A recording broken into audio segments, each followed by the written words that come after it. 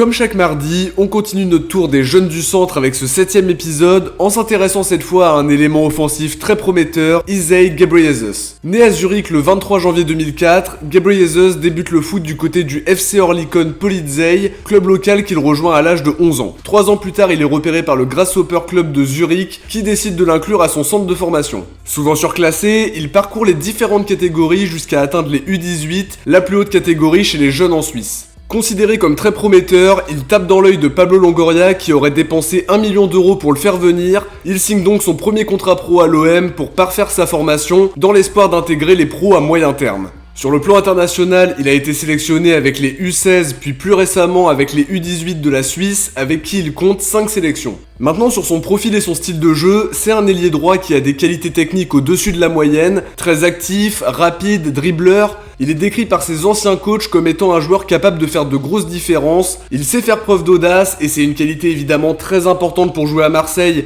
parce qu'on aime les joueurs qui n'hésitent pas à tenter. Alors certes ça implique un petit peu de déchets liés à la prise de risque, mais il peut éliminer son vis-à-vis très facilement par une inspiration géniale et globalement c'est un joueur à qui il faut laisser de la liberté dans le jeu. Il a des qualités de percussion très intéressantes, mais il doit faire des progrès sur le plan tactique. Ça explique pourquoi l'OM veut prendre le temps pour le développer à ce niveau-là. Il doit aussi faire des progrès devant le but, également être plus régulier dans les efforts défensifs parce que c'est ce que demande le football moderne.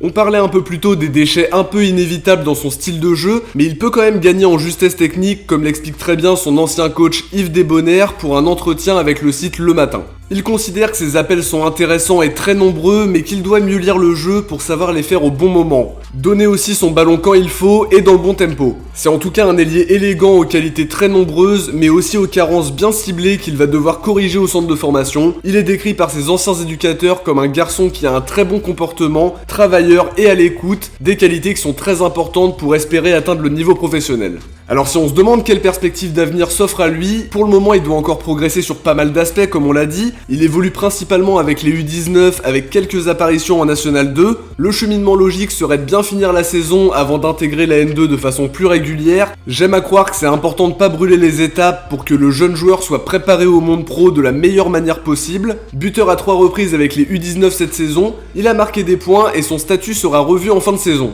L'OM prend son temps pour le développer tactiquement, c'est peut-être un petit peu tôt encore pour le lancer en pro parce qu'il a plein d'aspects de son jeu à améliorer, même si le potentiel est clairement là. Il avait fait une bonne impression quand on l'avait vu pendant la prépa, avec d'ailleurs un but contre Martigues pour couronner le tout, une entrée en matière plus que prometteuse en espérant le voir plus régulièrement en pro par la suite. Faut pas non plus oublier qu'il a passé toute sa vie à Zurich et qu'un départ à Marseille demande de l'adaptation. En Suisse, ses anciens éducateurs trouvent que c'était un petit peu trop tôt pour quitter les Grasshoppers, alors qu'il y a encore beaucoup de travail pour qu'il soit prêt, mais on espère que l'OM saura le développer de la meilleure manière possible. Si c'est confirmé qu'il a bien été acheté 1 million d'euros, ça peut être source de pression pour lui, parce que c'est le plus gros transfert d'un joueur mineur à l'OM, mais ça montre aussi et surtout que Longoria a fondé beaucoup d'espoir sur lui et qu'il est sûr et certain de sa qualité. S'il fait ses débuts chez les pros, il deviendra le premier Suisse à jouer à l'OM depuis Fabio Celestini qui était au club entre 2002 et 2004. On espère en tout cas le voir s'imposer chez les pros, incarner le futur de l'OM et de la sélection suisse, même si d'après Transfer Market, il a aussi la nationalité érythréenne.